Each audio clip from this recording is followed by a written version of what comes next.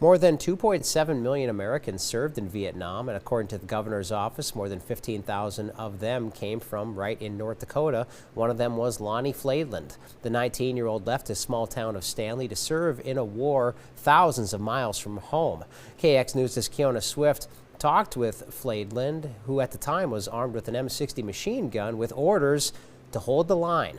We actually walked right into a big circle type ambush, and well, at first I thought I was dying. Everything went black. On January 8, 1970, Lonnie was hit during a firefight in the Black Virgin Mountains. He had been in Vietnam with the 25th Infantry Division as a machine gunner for just over 6 months when the RPG explosion sent shrapnels all through his body. I looked down, I'd been hit through the hand and arm, back, legs. I didn't think I was going to make it out of there. Lonnie had laid wounded for nearly 5 hours before a helicopter could get to him. A former Viet Cong soldier who begun fighting alongside U.S. troops gave him morphine to keep the pain down until help arrived. I thought it was Viet Cong at first, but it was our Chu Hoi Scout.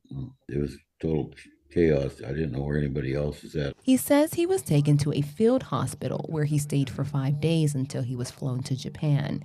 There, he was moved between 7 different hospitals and stayed for 1 month. He was then flown to Illinois for a couple of days, then transported to Fort Riley, Kansas, where he remained for nearly 5 months. While he was still in the hospital, a general stopped by. I just come out of surgery 4 days before that, but a general come in and awarded me the Purple Heart in before I even left Vietnam. When he returned to Stanley, Lonnie went back to ranching and raised a family. But he never forgot about the war. Different situations that'll take you right back there. We have an Air Force base about 60 miles from here, and they fly a lot, them Hueys, and you'll never forget the sound of a Huey. And that'll take you right back in a good way. Now in his 70s, Lonnie still lives with the physical reminders of the war. A lot of arthritis. I still got a piece of shrapnel in my spine. I didn't find that out until for 2 years after I got out.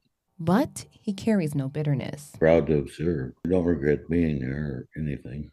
Along with the Purple Heart, Lonnie was also honored with the Bronze Star, the Vietnam Service Medal, the Vietnam Campaign Medal, and the Combat Infantryman Badge.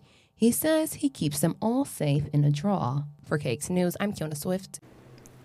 This weekend, Lonnie plans to join the trip along with the Western North Dakota Honor Flight, a nonprofit that returns veterans to Washington, D.C. to visit war memorials.